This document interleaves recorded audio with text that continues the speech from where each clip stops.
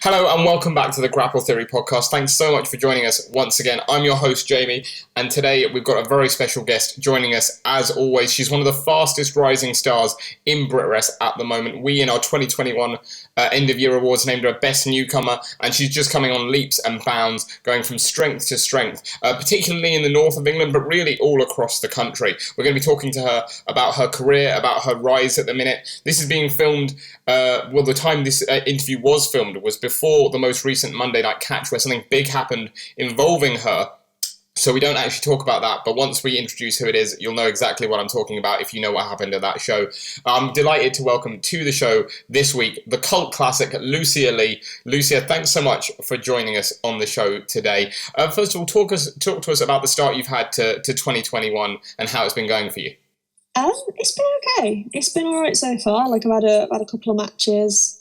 I'm just kind of like easing myself back into wrestling more than anything because I don't want to get too much on my body, too much like stress. I don't want to like overdo it. Do you know what I mean? So I'm just easing my way back in. I've got some nice matches coming up. Training's just been back open. I'm back at the gym regularly. So yes, it's good. It's a lot of fun. Yeah, that seems to be like a common theme that before we started this podcast, like I'd not really thought of, but the fact that you don't want to overdo it, you don't want to overwork yourself or maybe take on too much and end up, say, on the shelf or just like not having any free time or anything. Definitely. Like I'm very careful with when I'm booking dates in now because I'm like, I might want a weekend off here. Maybe I don't want to do like 2 shows in a weekend. Like, it's going to be a pain in the arse to wash my gear if I've got this many shows. So like I'm a little bit more, I'm a little bit more picky now than I used to be when I was like 16. I was like, oh my God, yes, I'll wrestle every day. Like every week, every month, like, I just want to fill my calendar and it'd be nice to see my mom this weekend, you know what I mean? Is it nice to though, like I guess have reached that stage where you're quite comfortable with the fact that like, you know, like, I can take a weekend off here or a day off here and that's fine, and like you're quite comfortable with that rather than we've spoken to people who are like, you know, like all go and like they really feel like they're really missing out if they're not working a weekend or a show or something.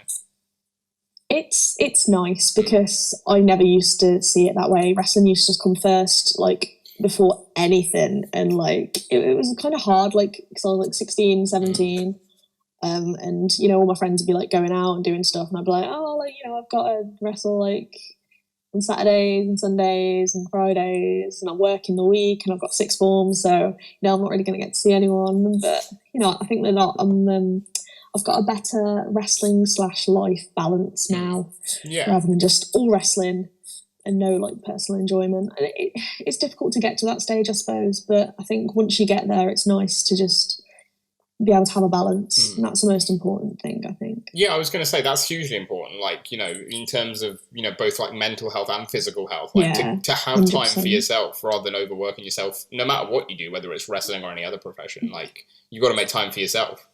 100%, man. Yeah, definitely. So, I mean, let's talk about in that case. Go back to sort of last year, where half the year was taken up by lockdowns and pandemic, and then the second half of the year, wrestling started coming back, and you had a great second half of 2021. I mean, that must have been nice to come back from the pandemic, because we'll get into more about it. But like, you really had some momentum building up before the pandemic.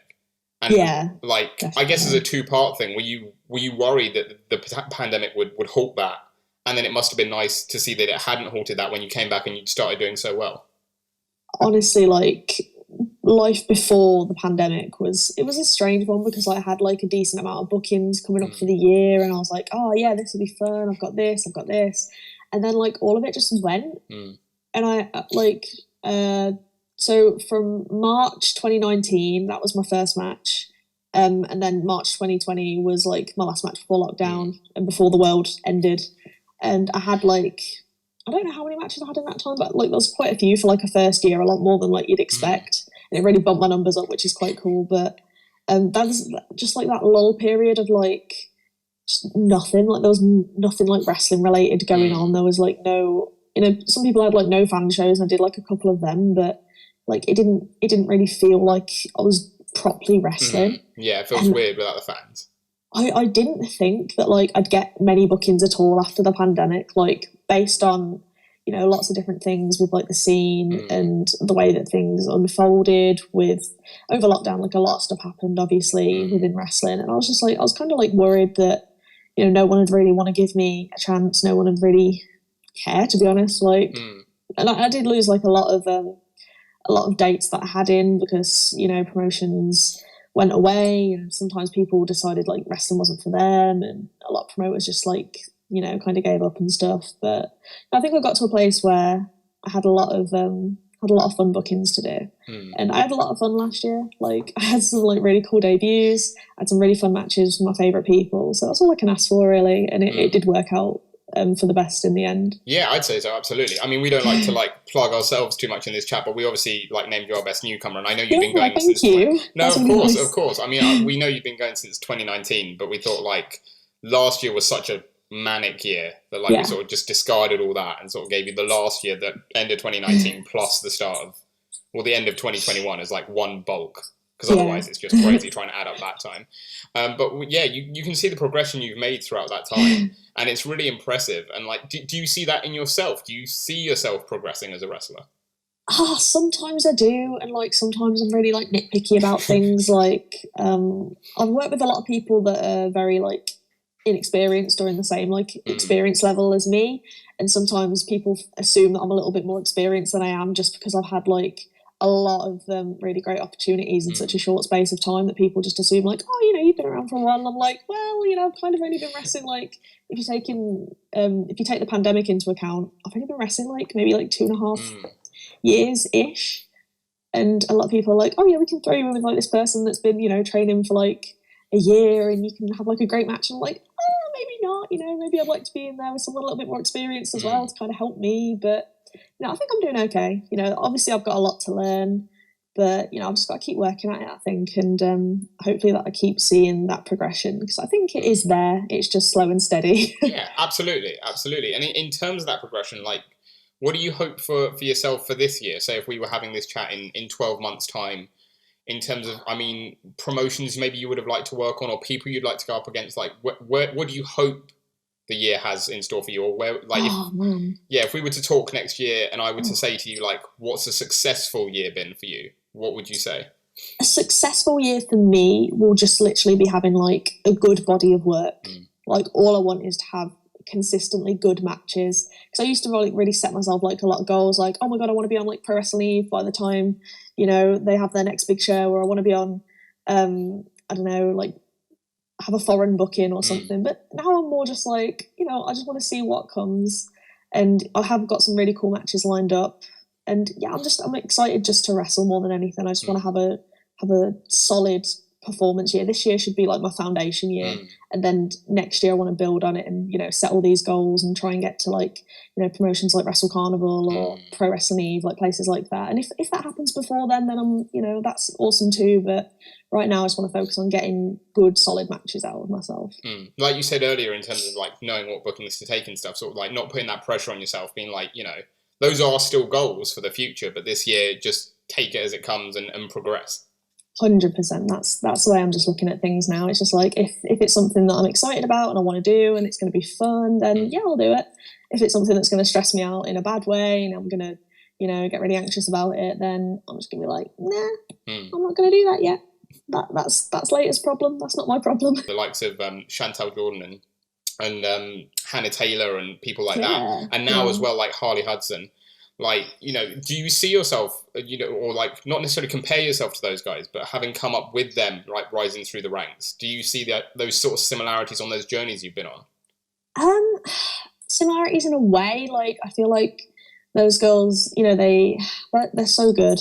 They're so good. And for the amount of time that they've been doing it, like, I'm so proud every time I see them, like, get opportunities. Like when Hannah was on Rev Pro, when Chantal was on like her first like Rev Pro main show, I was just so excited for both of them. And Harley is absolutely killing it. She's on TNT now, and I think that there is always going to be like that element of like, I kind of wish that was me. But I'm more just like happy for them, because they do work really hard and they do deserve it, all of them. Like, it's nice to see girls like, like Alexis and Tonga and Rio and Lizzie like on Progress now, because like, they deserve those opportunities. All the girls coming up deserve the opportunities because they are working really hard for them, and they're proving themselves week in, week out. And there's always going to be that element of like, their success will push me to be better. and that's just the way that I look at it. So yeah. Yeah, for sure. And you say that, but like you mentioned all that in their progression, but obviously your progression is fantastic as well, and you've been doing great as well. Thank you. So do you like, and again, not in like a comparison term, but like in terms of seeing yourself as part of this, I guess, BritWres women's division, which is, I would say probably like if you would take, the women of BritWres as one division compared to like, say the likes of, the AEWs and the Impacts and like as a division, I would say the BritWres women have like one of the strongest divisions in the world. Yeah, like you look at the talent there. Like, do you see yourself in like as part of that, and do you see yourself as like, how does it feel to be part of that? I guess being part of like such a dominant and competitive division. You know what? Sometimes it's very surreal, and sometimes I don't really see myself as like kind of in that sort of league yet, I guess. But I don't know if that's just like a little bit of imposter syndrome. But I'll share a locker room with people like Lizzie and Ivy and Alexis, and I'm just like, God, you guys are so cool. Like, should I really be here? Like, I was at like one of the cat shows last year, and like Charlie Morgan was there, and like she was speaking to me, and like she was like, "Oh, how was your match?" And I was like, "Oh my God, Charlie Morgan's talking to me. Like, what the hell? I've been watching her for years." Like, it's just like that sort of like, it's living out my childhood dream more than anything. Like, and it's just really, really cool. The talent in the UK at the minute is it's so strong, especially with the women. Like, don't get me wrong, there's still like a lot of like, kind of meh promotions that don't really focus that much on women's wrestling, and they're still happy for just like, trainees just throwing them out on shows and stuff because, they just want a woman there. And some people don't even want a woman there. There's still shows that don't even book women, and but the majority of like, especially the big promotions, like the big names, like, you've got your Progress, Pro Wrestling Eve, Wrestle Carnival, TNT, the focus that they've put on their women's division is insane. And then particularly, like, obviously, I might be a little bit biased, but the Catch women's division is phenomenal. Like, the amount of talent in that locker room, and in that, like, first women's tournament that they held, I couldn't get over, like, how sick it was to be around all those girls. Yeah, absolutely. You mentioned Catch, and we'll come on to that, because I don't know if you've seen it yet, but, like, Scotty from Catch was our last guest. And that came out on Sunday. So he chats about you a bit. We chat about you a bit, so give that a watch if you want. Okay, we talk about how you have essentially become the queen of the pre-show over at Catch. I am the queen of the pre-show. Dominating the pre-show division. I mean, we spoke to him, and he seemed a little, like, on the fence about this, so maybe you can give me some answers, but like it seems like the way it's been built as if it was like some sort of plan to like keep you on the like have you build this way, but like was there an idea behind it, or did you just sort of work into it? I will take any opportunity that I am given and do the absolute best I can with it. So, if they want to put me on the pre-show, I'm going to steal the pre-show. If they have me in the opening match, I'm going to do my best in the opening match. If they put me in the main event, I'm going to do the best I can in my main event.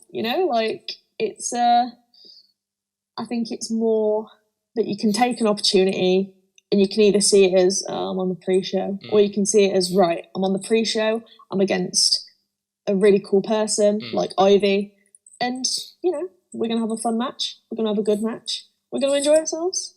It's all about making the most of it. And it seems like you do that. You seem like you do that, and you sort of like you make the pre-show the main event. Like you make it worth seeing because of that.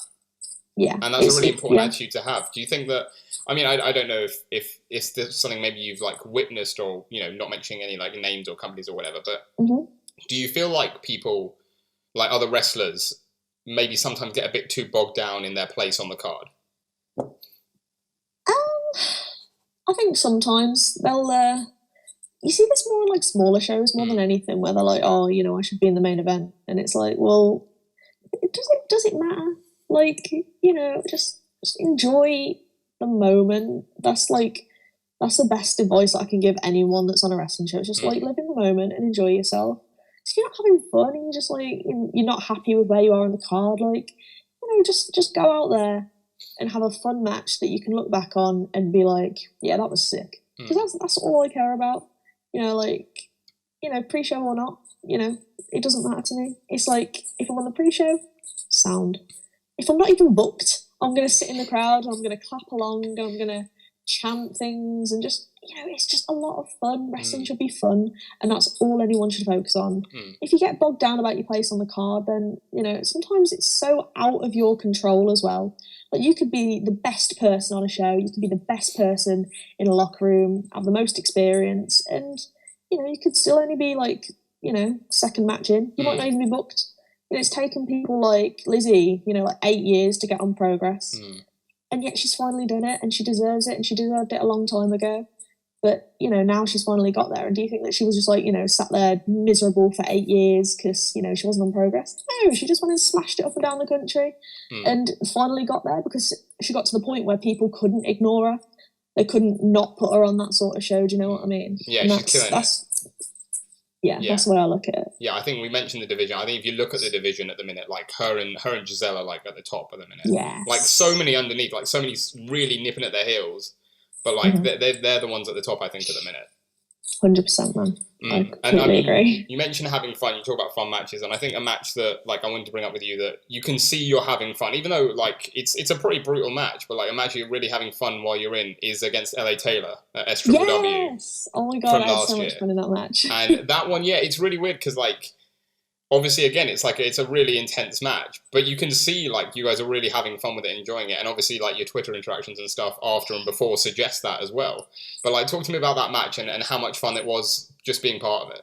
Honestly, LA Taylor is one of my favourite people. We met like August last year at a festival show for Southwest Wrestling, and she is brilliant. She's 6 foot, she's gorgeous, blonde. She's in phenomenal shape. I absolutely love her. She's going to be like such a huge star. And we got some really good feedback from that match. Like, the promoter was really happy. And like, looking at that card, I was on the card with, people like Lee Hunter, Brendan White, Nico Angelo, like it was crazy. And to have people like that, saying, yeah, that was a pretty good match. Like, Wild Boar was like backstage, and like, seeing those people watch a match, it's kind of like it's kind of crazy. So I was like, you know what, I'm just gonna go out there, we're gonna batter each other, and then we're gonna have a drink afterwards. We went upstairs and we had a cider, and it was great. It was a lot of fun, and that's all I can ask for. Nice. Cider's your choice, is it? Cider, you're a cider girl. Well, I think it depends on my mood. Fair enough. Like, I don't really drink like spirit because I'm not a fan of vodka. I'm not a fan of like gin. I don't get the hype around gin. Everyone seems to love gin. Like, my mum drinks gin like constantly. She'll tell me like, oh, we've got this new flavoured gin. I'm like, not really my thing. I'd rather like have a beer or a cider or something like that. Yeah, no, my partner's into gin. Like, I'll buy a gin for like Christmas or like a birthday, but I don't get it. I have it, and I'm like, how do you drink that? I know. I tried like pink gin. It just tasted like air freshener. And I was like, well, I'm not going to try that again. Yeah, it's not good. Not good at all. Not at all. Well, we've spoken about obviously like some of your single stuff and your singles hopes for this year. Talk to me about potential, say, stable/tag team stuff for this year. Because we've got to talk about BDK with you on the show. Absolutely. Talk to me about BDK first. First about, how you guys all came together, how it got set up. So BDK it's more than like a wrestling thing for a start. Like, we are literally like best friends. We talk every single day. We see each other as much as possible. We go on holiday together. Like, I love those 4 so much. Obviously, like, one of them, like, in there, Wesker, is my partner, so I live with him. And the 3 other guys are literally like my brothers.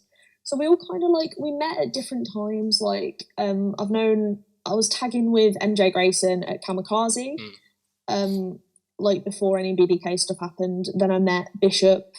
Bishop introduced me to Bevan, and then we were all just kind of like in a group chat online, and there was like 20 plus people in this group chat.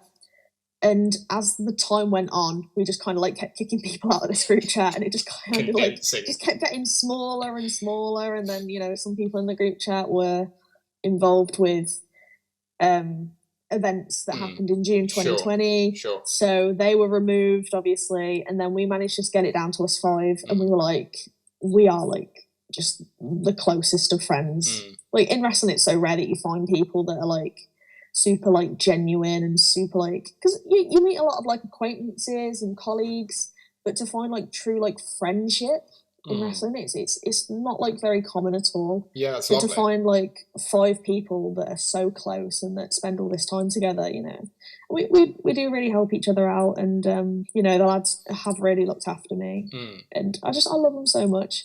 BDK is just awesome, and it's just it's been like one of my favourite parts of wrestling. Like they all so MJ Grayson's stag do was actually at Catch 2.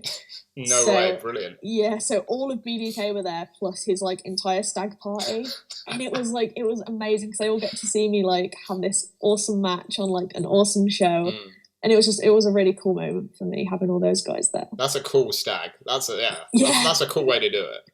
Well, it was a surprise because I think they told him that they were going to like an arcade, right? Like an adults like arcade in Manchester. So they drove up there.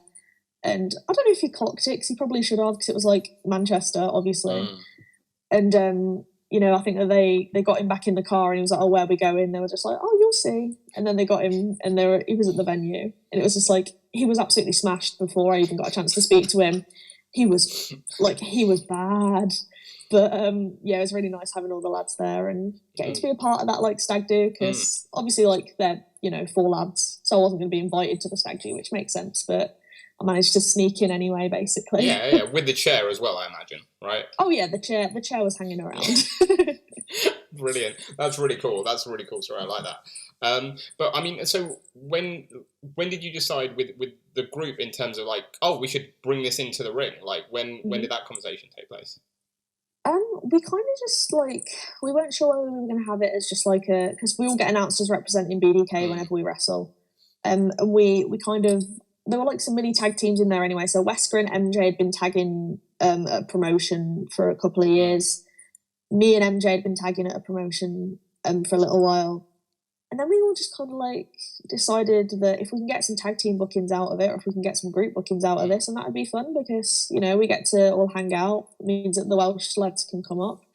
Like 3 of us all live very close, and then 2 of them like live quite close together down in Wales. So we were like, if anyone wants to book this, we're not going to like go mad for it. We're not going to like really push it at promoters and say you have to book us all as BDK. You know, you book me and you book the 4 of my friends as well. But, you know, we spoke to a couple of promoters that we're close to at Future and at Black Country Championship Wrestling. And they were like, we think you guys have got something here. We think that we could run with this. And yeah, they just snapped it up. And the crowds that we've been in front of have they've absolutely hated us. But that's the design. Yeah, but that's how it's meant to be. Yeah. Absolutely. But that's the thing, isn't it? And you say that, and that must be really cool to, you know, although, like you say, you know, you tell people, oh, you don't have to book us all, but it must be nice to have those bookings at all, and sort of like, I sort of see it as like almost like your start of almost BritWres dominance, because you've got a few stables out in BritWres at the minute who are really like top notch. And I feel like you guys are like sort of slowly creeping up on them, like quite under the radar. Do you know what I mean? One day you're just going to like pop and like be right there with them. Yeah, none of us have ever been like, you know, chosen by a promotion or chosen by like, you know, the fans to really like get behind. But I think that we're slowly kind of like getting to that point of like where we can't necessarily be overlooked.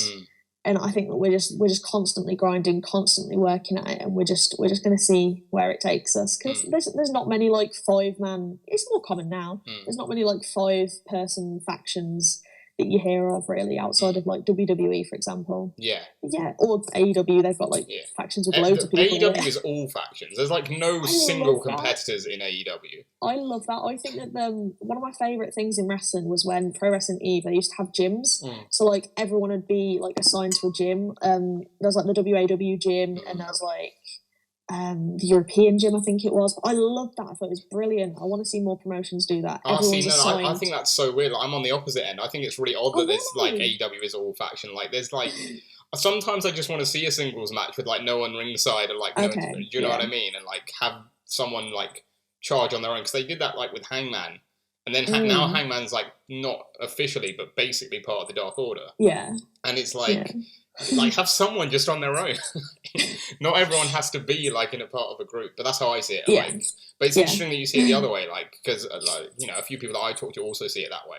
I love it. I think that it's brilliant. I like that everyone's kind of got their own little group of friends, but at the same time, I think it is cool then when someone is just completely on their own and they're, like, unassigned to a group, and they're kind of like, a bit of like a loose cannon sort of thing. Like that. It just makes for good storytelling if it's done right. And I agree I'd with like that. to see more like British places do that. That would be cool. We'll have a sort of like just faction heavy Yes. promotion. Everyone in their groups. That would be cool. So you can really gang warfare sort of thing. Yeah, like, take control sort of thing. Let's make it like WCW in the later years. Oh no, not in terms of the booking. Not quite in terms of the booking, but in terms of the idea, maybe. Yeah. Yeah. That would be cool. And I was going to ask you about sort of like in terms of teaming with BDK, like tag team wise, because you mentioned tagging with MJ, and I know you like not well just from your singles, but in terms of tag teams, when I think of you in a tag, I think of you with MJ. But I mean, in terms of putting you on the spot, because obviously you mentioned Wesker, and obviously he's your partner. Shoot, you know, I know you from tagging with MJ, and I think a few other people mainly do as well. But like, you know, I'm going to put you on the spot and say, who is the best tag team member to have in BDK? That is a really hard question because all the lads have like, you know, a different sort of like skill set that they bring. Like me and MJ, we have like great tag chemistry because we've tagged for so long.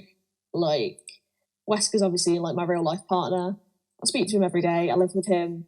You know, he's like my best friend basically, as well as my boyfriend. So you know, he's always a great tag partner. Bishop's just brilliant. He's my big brother.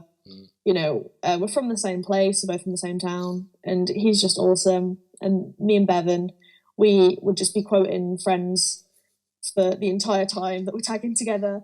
So that's a hard one, but I'd have to say Wesker, or else I feel like he'll kill me. So he'd be the most upset with you if he didn't.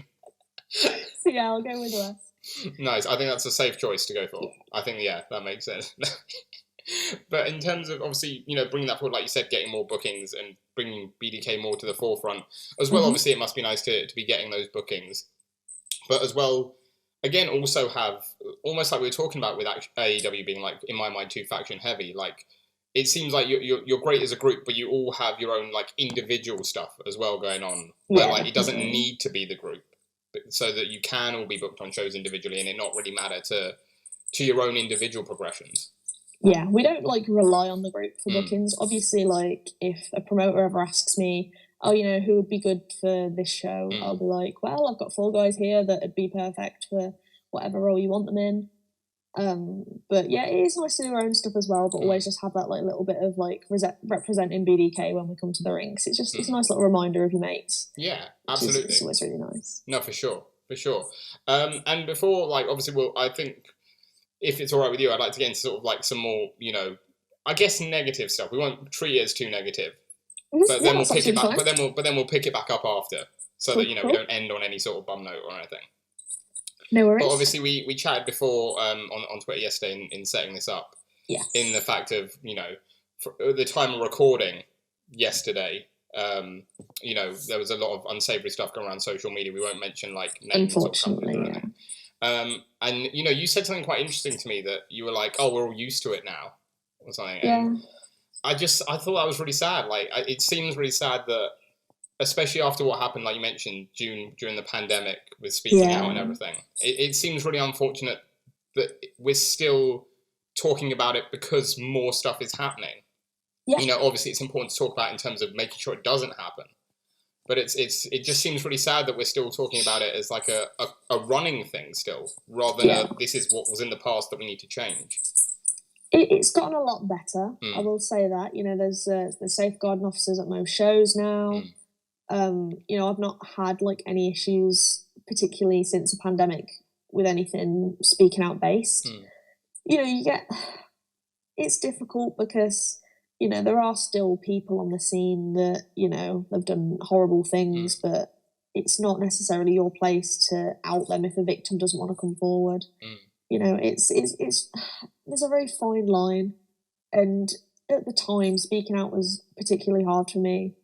Like, I'm in therapy now to like kind of deal with all of that stuff, but I got so upset and I was so angry about what had happened that I let it like completely take over my life, and I let it like. It was such a weird time because I was up till like 5 some days just like scrolling through Twitter, seeing what had been said, seeing what had happened, seeing who was next to be outed, and you know it's we've come a long way from that. that like really dark period in 2020. More still needs to be done, in my opinion, but I don't know the best way to go about it. And I think that, unfortunately, taking things to Twitter and social media, it isn't necessarily the best way to go about things, is what I've learned personally, because it's so difficult finding the best way to deal with it, because there's people that don't have the evidence needed to prove things, and there's a lot of people that have unfortunately used speaking out to further their own agenda, and that started happening towards like the end of it being like quite big. And there were a lot of people that were caught out lying, and actually people had come out like saying, oh, this is disgusting what this person has done, only for like an hour later for someone to be like, well, no, you've done worse. And it was like such a weird time, but I think slow progress has been made. I personally don't know the best way to fix things, which is why I've kind of taken a bit of a step back from being super vocal and super aggressive about it all, because I don't feel like it was helping necessarily. I think that it was good to get it out there, and it was good to, and I'll always share things like the stuff that happened this week. I made sure that, I retweeted it, passed my own comments on about what I thought should be done, and then, checked in with the victims. Like I had some conversations with people that were involved with this incident.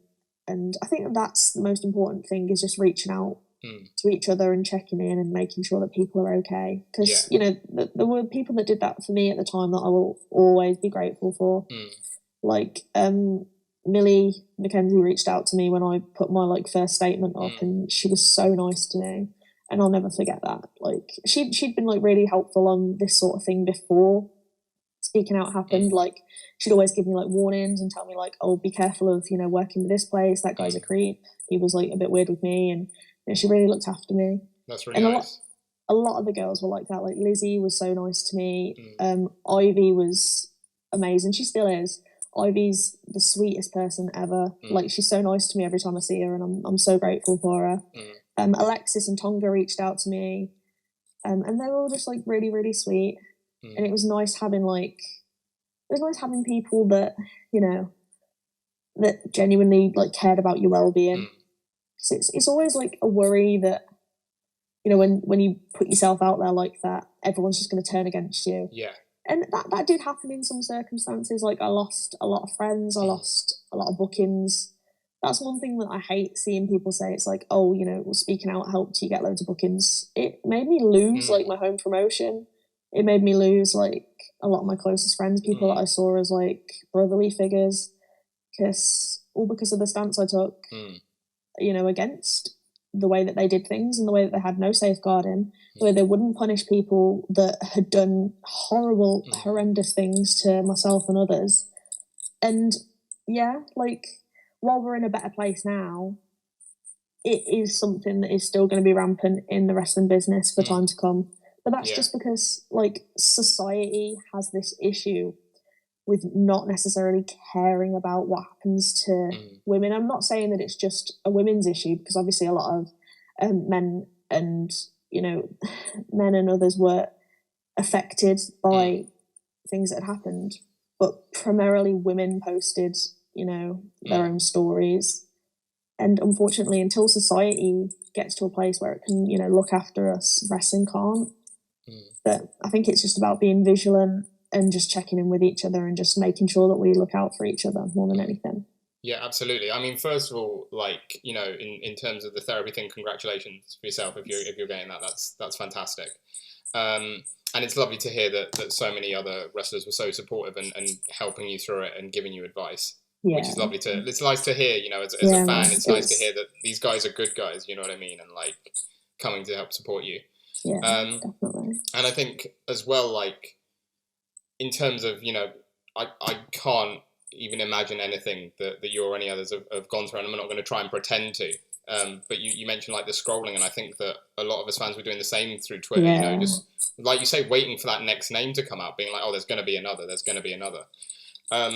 And if you don't mind talking about it just a little more, I just want to know, as someone who was, I guess, so new to the business when it all came out, was there a part of you that didn't want to come back? Yeah, definitely. Like, I was at a point, I didn't want to wrestle again. I just thought to myself, like, why have I spent, the last 2 years of my childhood? I started wrestling a week after I turned 16.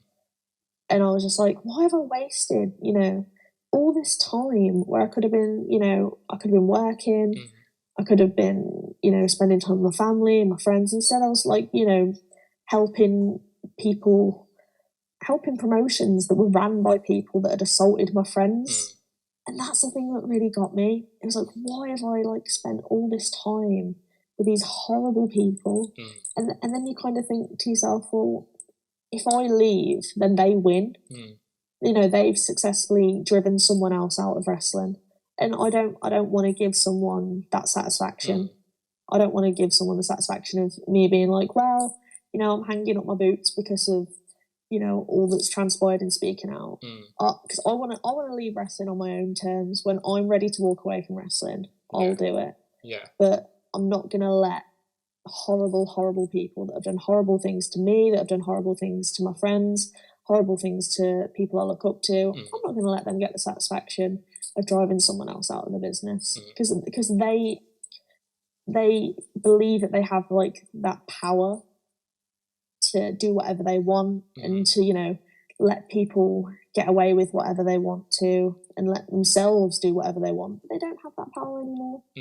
And that's even if someone is a bit of a wrong gun in wrestling, they're still around and they've gone under the radar, they're going to be on their best behaviour now because they don't have that power anymore, because they know that they'll get called out straight away. Yeah. And that's one thing that I'm really happy about. Like, I won't take anything now if someone is even the slightest little bit inappropriate to me, which, it's a lot easier to say as at 19, coming, at the end of all this than it was when I was 16 and all I wanted was to wrestle and I'd put up with anything, and I did put up with a lot. But now it's, it's like I won't take anything now, and if any girls come to me, then I'll make sure that I do my absolute best to make sure that, they get some sort of help or they get some sort of support. Yeah, sure, and that's fantastic and that's brilliant, and I really respect that. And I respect you being so open about it as well. Yeah. But again, and in terms of, I guess, like you say, how things have changed. That's why it was nice to see yesterday. Obviously, we don't need to name the promotion or the company it was against, but people who would have seen it will know. And that's why it's nice, because like you say, there are still some wrong-uns in the business, in BritWres still. But it's nice to know that there are promotions who are going to not stand for that, not tolerate that, and take action where action needs to be taken.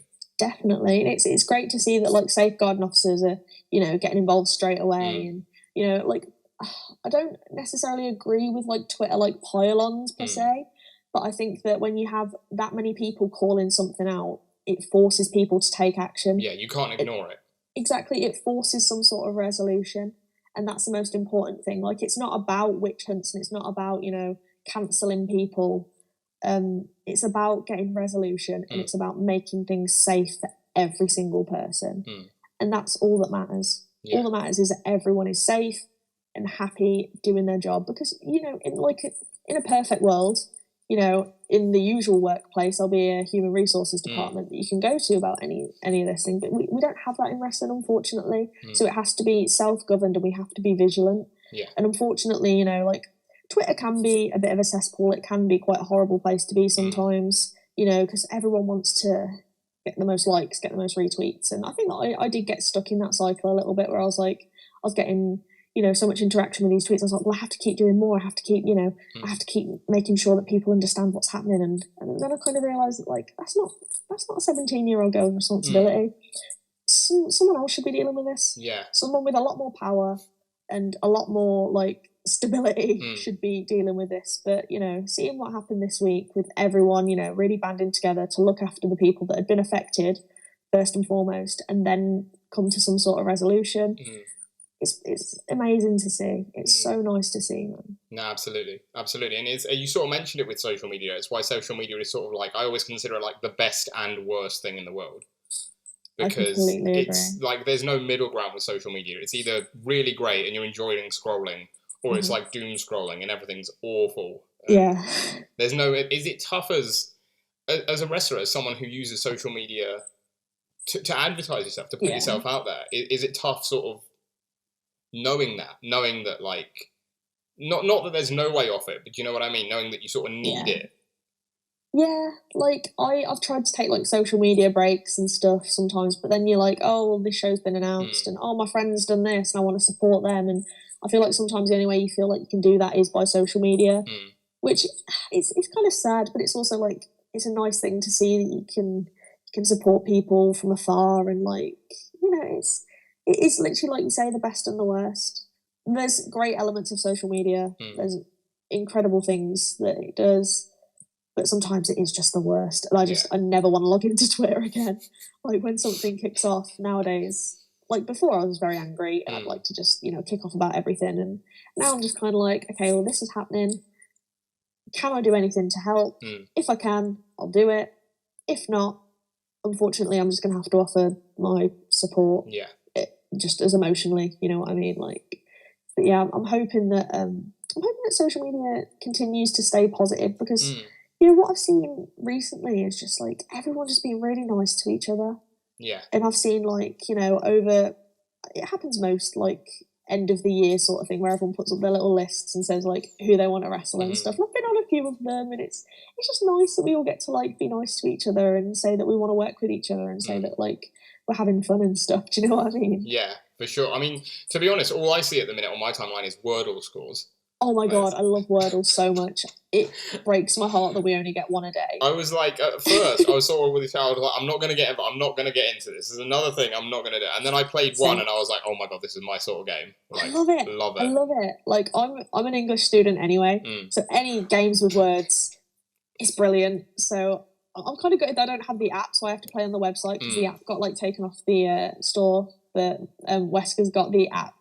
And he can go online, so he gets 2 a day, and I only get 1, and it makes me very sad. Is it? But it's the same word though, isn't it? Is it not? No, it's not. It's not. Oh. So the app and the website are 2 different words. Because me and him, like, I did it on the website, he did it on the app, and we were like, did we get the same word?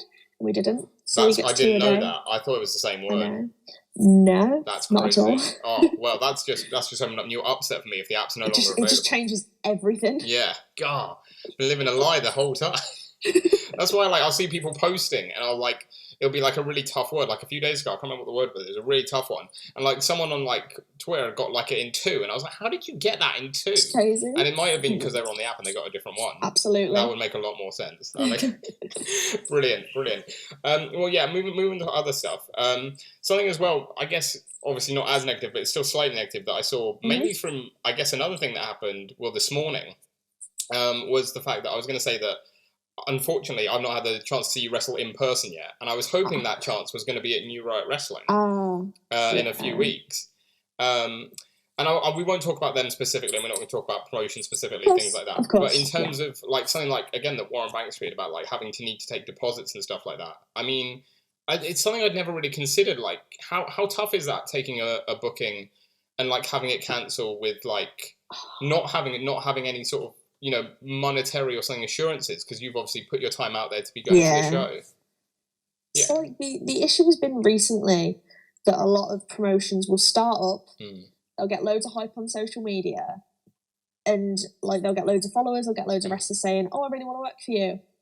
And then they'll realise that running a show is very, very expensive, and it takes time to get to a place in wrestling as a promotion where you're actually making a profit. Like most promoters I've spoken to have said that they've always had a loss on like their first handful of shows. And unfortunately, like getting a lot of interaction on like Twitter doesn't necessarily translate to ticket sales. If you're in Scotland, if you're in Glasgow and you're running a promotion and 90% of your followers are from London or from Brighton, for example, they're not necessarily going to travel all that way to come and see a wrestling show, especially with how like oversaturated the market is at the moment. Yeah, like you've got like 6 promotions alone running in Manchester. There's so many promotions in London. It's a really tough market at the moment, and people are going to be a lot more careful due to things like COVID and speaking out about what shows they go to anyway. So it is tough for like first time promoters trying to run their first show with kind of like no sort of no sort of like help, I guess, no sort of like mentorship, I guess. But yeah, it isn't good for the talent because, I'm expecting to get paid that month. I had a show cancelled the other week that was meant to be this weekend. Yeah, I think I saw that, yeah. I wasn't even told that the show was cancelled. That's crazy. So like, you found it on social media? I found out through a friend that's also on the show. So Wesker messaged the mutual friend that's on the show, and they were like, "Oh no, it was cancelled. Did they not let you know?"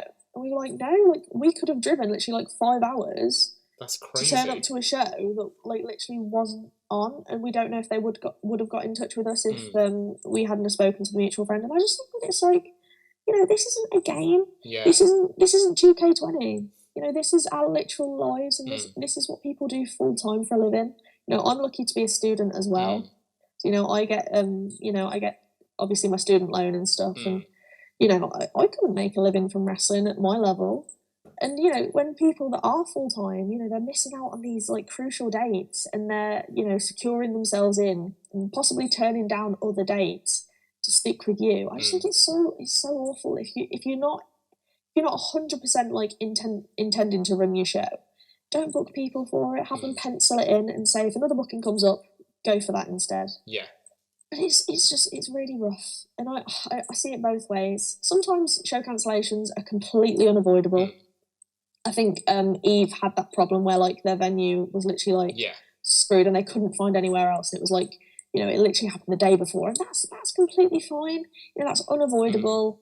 It's a shame for the talent, obviously, but it's one of them things. But if you're just going to pull a show because you've not had the ticket sales and stuff, it's understandable. But you should know that going in, really. Yeah. As a promoter, and I can see it from both sides, but it doesn't help anyone, and it is really rough to talent that are trying to do this full time and that rely on that wage to like potentially pay their bills or feed their kids or pay for their car or something like that.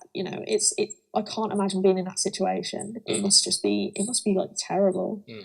I think that people need to like consider that a little bit more before they start booking talent and running shows, but that it is going to be very, very expensive. It is going to be very, very difficult, and it's a lot of stress. I'd love to be a promoter, but I couldn't do all the stress that comes with it. Like I'd like to be a booker.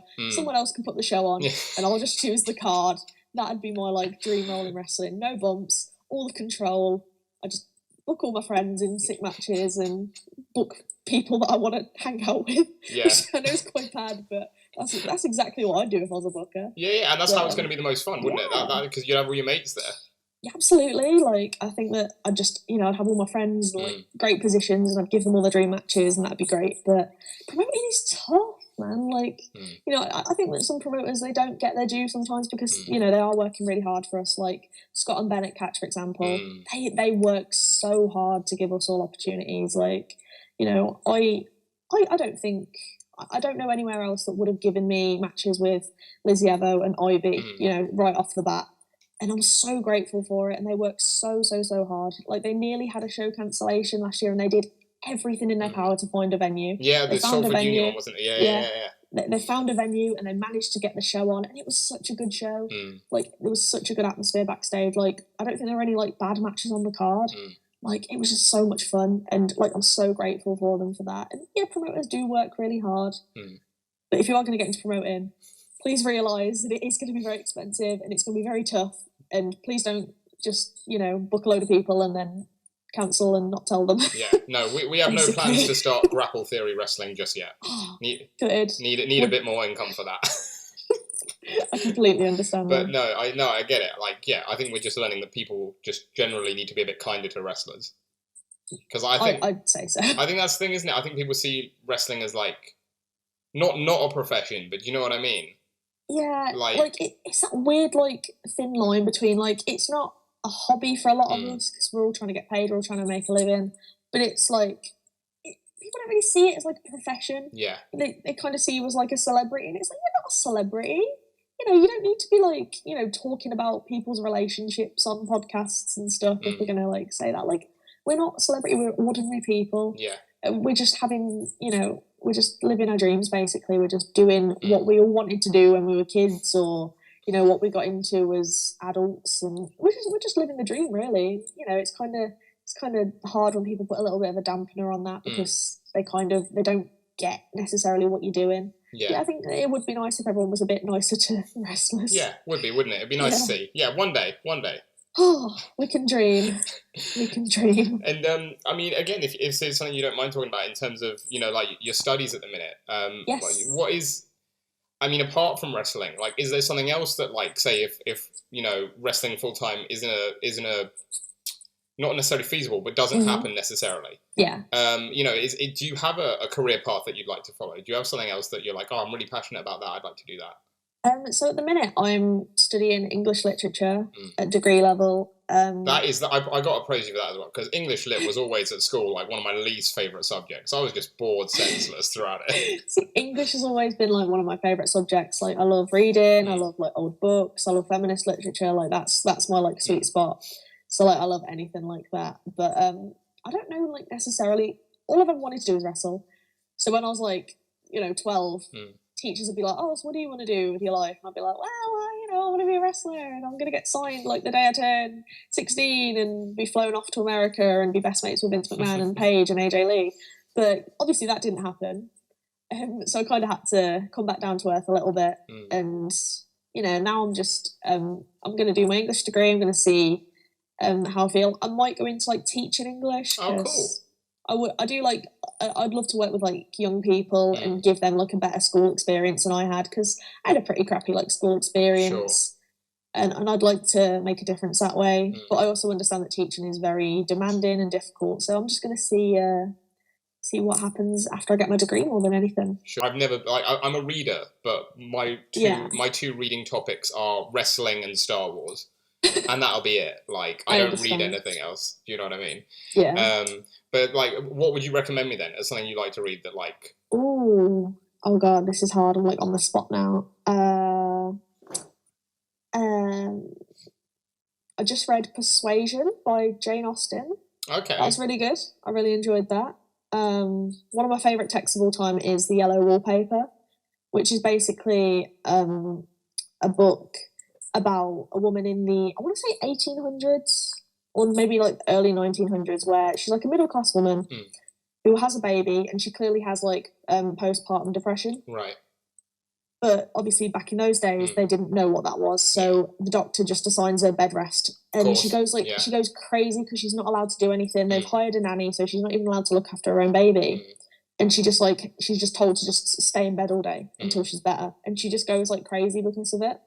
I love the text. I love like I love like feminist texts like that that really show like the inequalities that women face like in the past and obviously like still today. Obviously not to the same scale, but it still very much exists. I love reading like that. So The Yellow Wallpaper is probably like my favourite text I've done at uni level. Okay, I might have to check that out because again, I'm not going to be someone as like a cis white male who can pretend to know like what women go through. Do you know what I mean? But like in terms of like a mental health thing, I feel like that's quite a like even now like a damning statement of how we treat mental health and things like that. Yeah, I might have to check that out for sure. It can be read as like both sorts of things and like.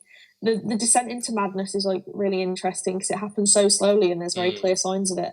But the husband just kind of like waves it off, and the people around her just like don't really see it until it's too late, and she's like peeling off, the wallpaper and really like losing her mind basically because this wallpaper is all she can focus on because she's just in this room like 24 hours a day, 7 days a week, and that's all she can focus on. Yeah, and it's a really interesting text. I love the way it's written. No, I might have to check that out.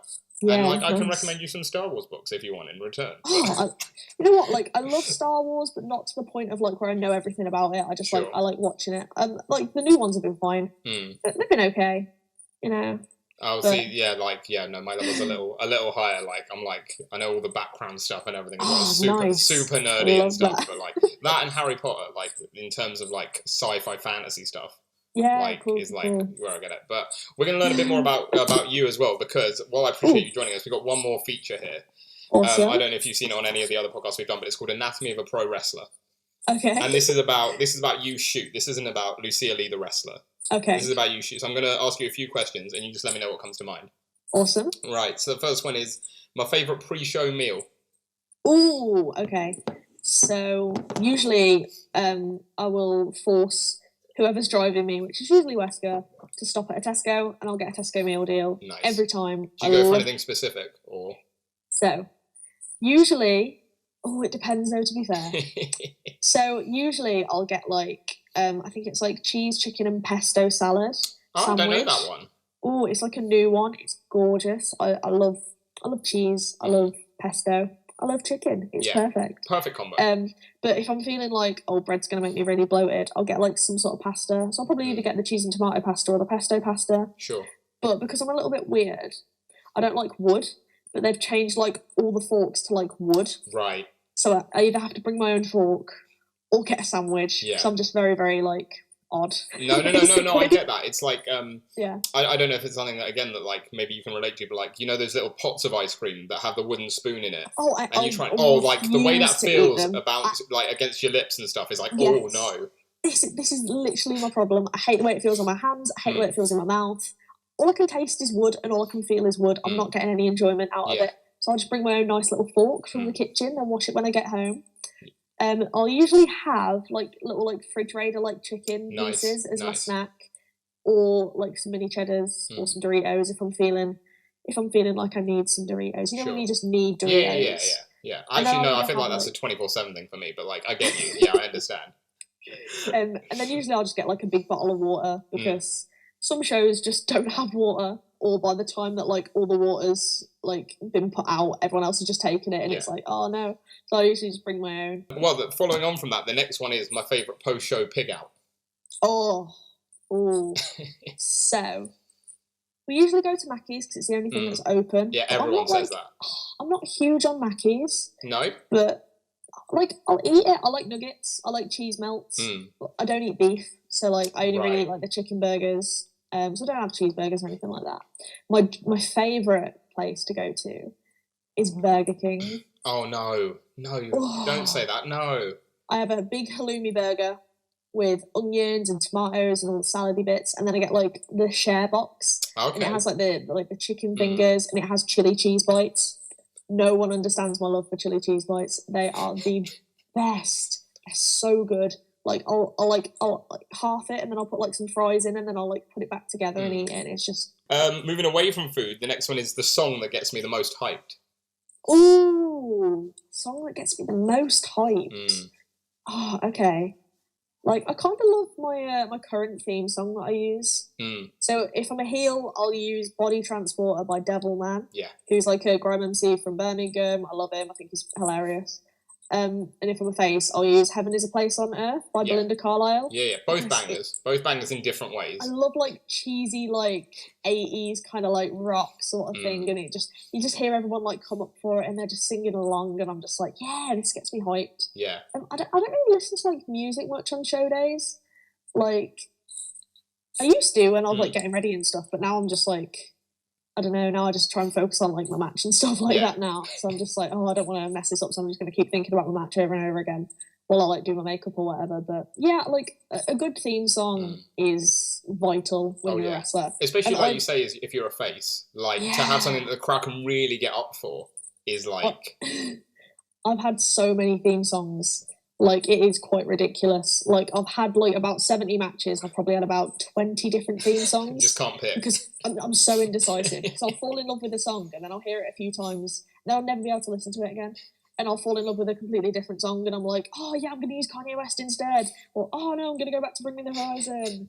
And I'm just so indecisive. You've got an eclectic music taste, though, is what I gather from that.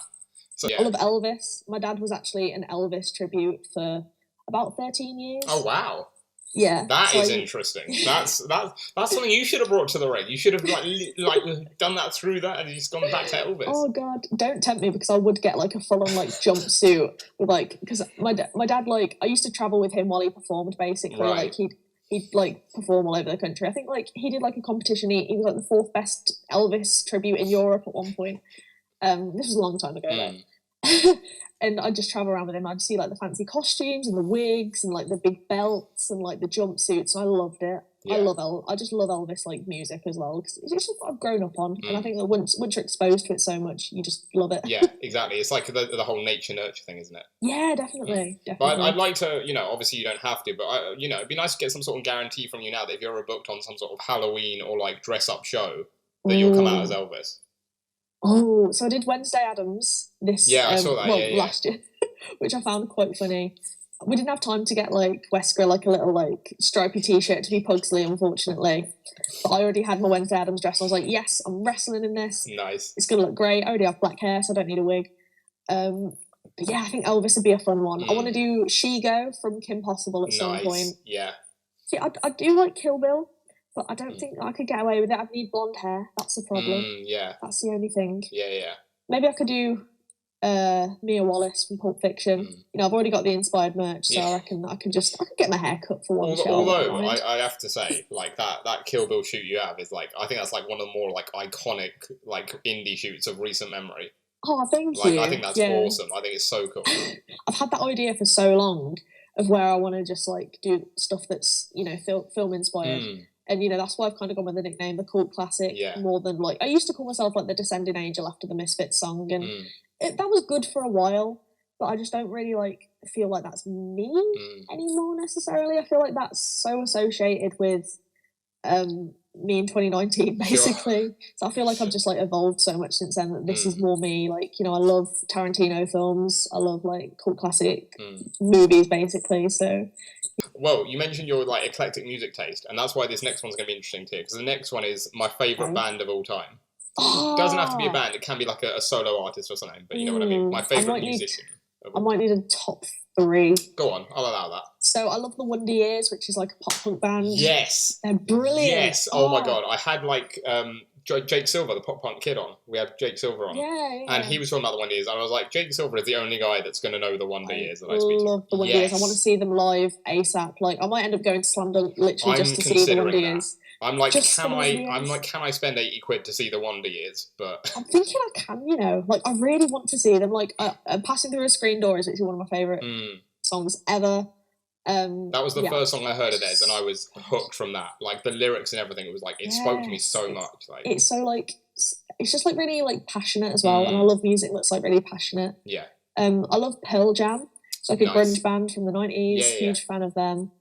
And then I might get like a little bit of like not heat for this, but I love the Smiths and Morrissey. Yeah, that's very Marmite, isn't it? That's very like love it or hate it. Yeah, I don't like Morrissey as a person. I think that he's a bit of an arse. But I love the Smiths. I love the music. Like I can sit and listen to the Smiths for hours. Like I Know It's Over is one of my favourite songs ever. I want to get like a Smiths tattoo with some lyrics or something at some point, but I don't know if an artist is going to be like, oh God, you're getting a Morrissey tattoo. Ooh. But, I really, really love the Smiths. And a lot of people, like, take the mick out of that. It's like, oh, it's just, like, really cringe music. I'm like, well, I like a bit of cringe music. Yeah, now and again, yeah, absolutely. Well, we're keeping on the entertainment front, because the next one's the movie that I chose, The Locker Room. Ooh, movies. I'm not, like, that big into movies, but I think that since I've been with Wesker, he's, like, so into horror movies. Right. That he's introduced me to, like, this genre. Because I never used to watch, like, horror films. I liked Saw, and I liked a couple of the Final Destination films, but I wouldn't watch anything else. No, sure. Now, my favourite film that I'd probably make everyone watch if they've not seen it is Scream. Yeah, just because classic. I love it. Classic. I think it's brilliant. Like, I love the whole story. I saw the new one recently, and I wasn't like a huge fan, but Scream 1 and Scream 2 and Scream 4.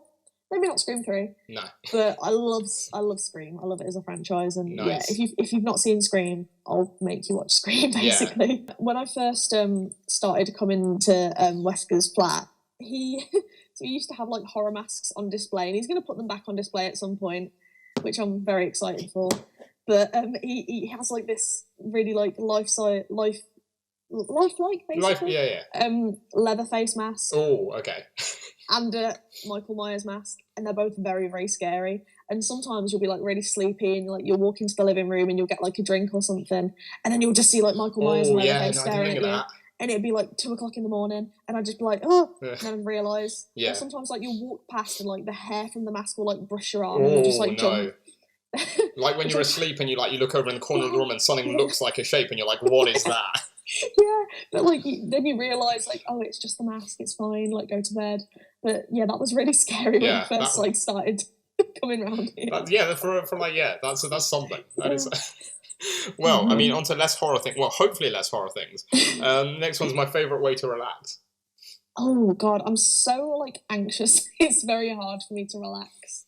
I watch like a lot of I like my comfort shows. So I watch a lot of Friends. I love sitcoms. Yeah. Anything like sitcom. I like Blackish. How I Met Your Mother's my favourite TV show ever. Was my favourite. Now it's the US Office. Oh, I love the US Office. Yeah, I watched that for the first time like when me and Wesker got together, we watched it together. He'd already seen it, but I'd never seen it. Right. So I watched it and I was like, oh my God, this is brilliant. I'm obsessed with Jim. I'm obsessed with Dwight. Dwight's it's just best. Yeah. like I'll quote The Office constantly. I love it. It's so good. Just anything sitcom for me is nice chill out like. Stuff. Like don't take it too seriously. Nice. I like easy viewing. I don't like anything that's gonna like stress me. Basically, I'm already stressed enough. I like things that relax me. Well, the next one. Well, I said we were done with horror. It might be a horror thing. A few people have said that. The next one's my first job. My first job was I was a pot washer. So in a kitchen, the job was awful. So like I only took it so that I could pay for like my wrestling training and stuff, basically. And it was like minimum wage. I was getting paid like probably not even like £4 an hour. I was 16, so I wasn't even supposed to be there like past 11, I think it is. Right. I might be wrong. I was there till like 1:30 in the morning sometimes. And I hated it. Like I'd be like lugging like big pots and pans around and it'd stink and it'd be greasy. It was horrible. That's bad. I was like, wow. Bad. One of my funniest things about my first job was I told one of the chefs that I was training to be a wrestler at the time. Right. And he just goes to me, I don't know if I've ever told her this, but he goes to me like, oh my God, do you know Ivy? And I was like, I don't know her, but like, I've heard of her, like she's on the scene. And he's like, she is the best wrestler ever. And I was like, okay, like my old, like, I suppose he's like my boss because he's a chef and I was a pot washer. He was just obsessed with Ivy. And I was like, okay, well, I'll go watch some Ivy matches. He was right, she's sick. Yeah, she's great. But that's really weird. That's so It was so strange that he, like, because I don't know if he's, like, from up there and he moved down to where I was living at the time. But, he had, like, a bit of a northern accent, so I'm assuming that was the case. But, yeah, he was like, oh, I love wrestling. Yeah, we just talked about wrestling while I was there. So it wasn't all bad. I don't know if you've considered this. Like, you say, like, you don't know if you told, but you faced her. How weird is that? I know. It came really full circle. Because the first time I met her, we were in Scotland, like, right before lockdown. Like, COVID was a thing, but, like, the show still went ahead. And this might be, like, 2 weeks before, like, the lockdown happened, actually. And I watched like, I think it was a tag match. I think it was Angel Hayes and Rosie Knight against Ivy and Ruby. And I just remember going up to Ivy afterwards and being like, oh, you're sick, you are. I really want to wrestle you. And she was like, oh my God, thank you. And I was like, yeah, you're great. And it was just like a nice little moment. And now we've wrestled and now she's like one of my favourite people. I'll literally go to her like for everything. I'm just like, Ivy, can you like help me out with this, please? And I always ask her for like feedback on matches and stuff. And she's got such like a good mind for wrestling. Yeah. She's got like so much, like her and Brady are so like, I think not necessarily they've been doing it for so long, but like they've put the reps in and they've been like working consistently. And they've just got like such a great mind for wrestling. So like I love the pair of them. They're just brilliant. And that's cool. That's such a cool coincidence. That's awesome. It was such like a weird moment of being like, oh yeah, like I'm training to be a wrestler, and he was just like, oh, I love wrestling. And I'm like, oh, that doesn't happen ever. Yeah. Like when someone knows like wrestling in real life, like especially like indie wrestling. Yes. This is the thing, like you'll get the odd person that's like, oh yeah, like I like WWE or like they're like you get the same conversation where it's like, oh yeah, I bet you don't remember Big Daddy and Giant Haystacks. Oh yeah, that was a wrestling I used to watch. You just have that conversation like with anyone of that era constantly. And it's nice that they're trying to like, find a common ground. But it's also like I've had this conversation over 100 times. Yeah. I know who Big Daddy is. I know who Giant Haystacks is. Of course I do. I'm in wrestling. I like wrestling. I'm from the UK. I know who these guys are. Of course. And it's just like, oh, World of Sport. I bet you don't remember that. And it's like, of course I remember World of Sport. Yeah, like, I've heard of it. Like, come on. But, like, Yeah, I think we've got a bit of a topic, but no, but that's brilliant. I love that. That was- That's the thing. Like again, like I said at the beginning, I hate to like plug ourselves, but like that's why we wanted to start this. You know, what I mean, we want to know those stories that people don't tell like normally, and that's just really cool. That's really interesting, and I love that. Yeah. No, that's awesome. That's great. The next one is my greatest fear. Oh, I have like a lot of fears and random like phobias, but my biggest fear. I have like a really bad fear of needles. Oh, really? Really bad. Like I got like both my vaccines last year. Obviously, I need to get my booster done. I don't know if that like really counts as like a fear. It's more like a phobia. Yeah. No, yeah. Well, I think it's the same thing, but like, yeah, it depends how you class it. Yeah, so I'll probably say needles. I just really, really don't like getting stabbed. No, I get that. Yeah, why would anyone like that? Like, you know what I mean? It's like, and people are like, oh, I don't mind needles. I'm just like, well, you don't mind getting stabbed. Well, that's good for you. Yeah. I dislike done.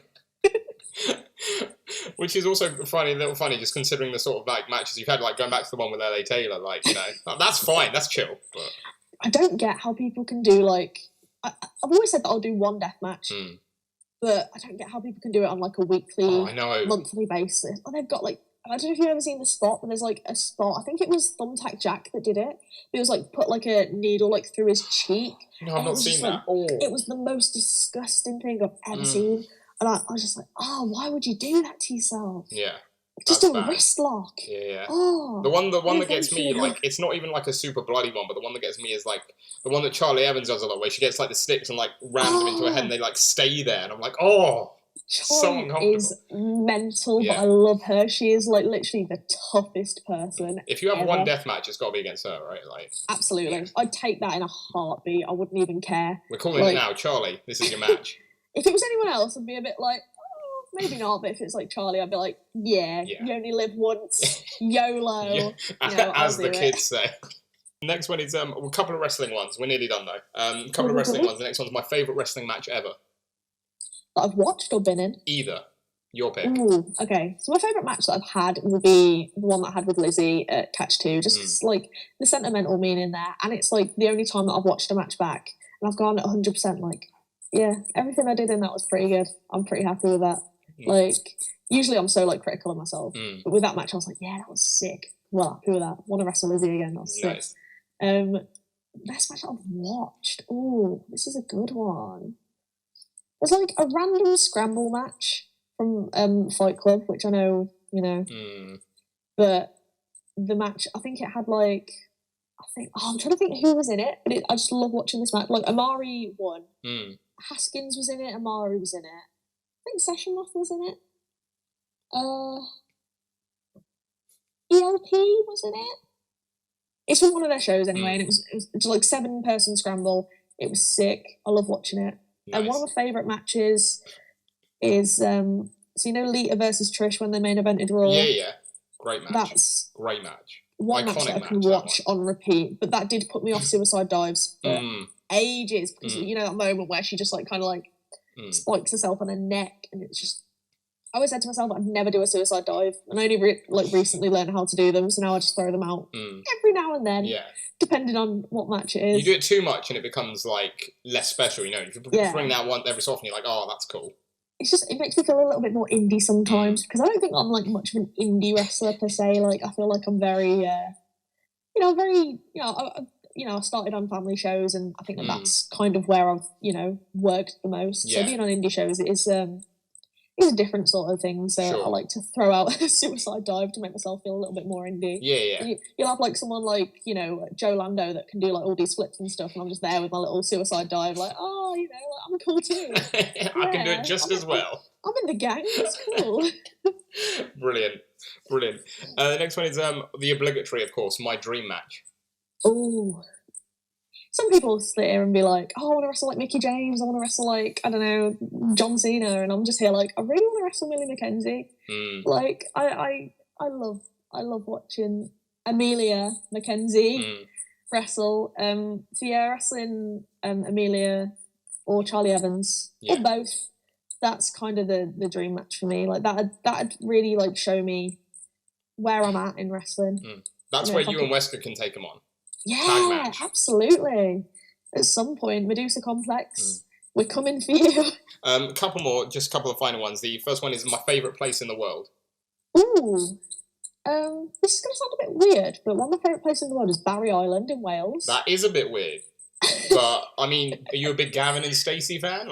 I do like Gavin and Stacey, but like I've been like a couple of times in the past year, and I just really like it there. I like the hot dogs. Sure. I don't even I hate sand. I hate beaches. But I like Barry Island. Maybe it's just because of the company that I was with. They were really nice people. Sure. I like countryside place. I like anywhere with a waterfall. If it has a waterfall, it's my favourite place. I like Manchester. Travelling up to Manchester has been really cool for catch and stuff because I've got to like drive around. It's just like it's a nice little. I was gonna say little city. It's not a little just city. A little city, just a tiny city. There, yeah. One of those smaller cities you get. Oh god, I've not really like travelled much. Oh, I really enjoyed. I went to Berlin. Nice. A few years ago, which was really, really nice. I'd love to go back to Germany at some point. It was like really, really nice. Germany is nice. Germany, Austria, Switzerland, that whole area is like that's my favourite place in the world. That'd be nice. Yeah. Absolutely. And that leads on to the final one, which is my dream holiday destination.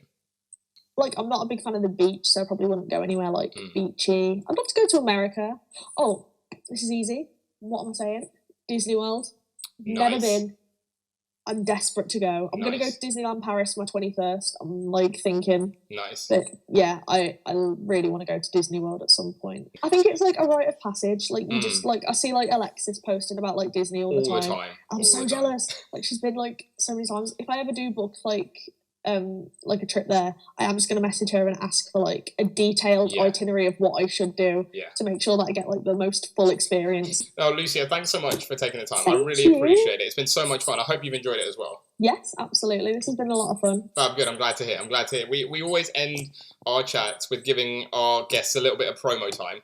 So if anyone sees you on a match card on Twitter promoting a show that you're going to be on near them or whatever, and they want to come and check you out, why is Lucia Lee going to steal the show? Because I'm just pure sick, mate. Like, at the end of the day, you know, there's a lot of gimmicks in wrestling. There's a lot of characters in wrestling. I'm not a gimmick. I'm just pure sick.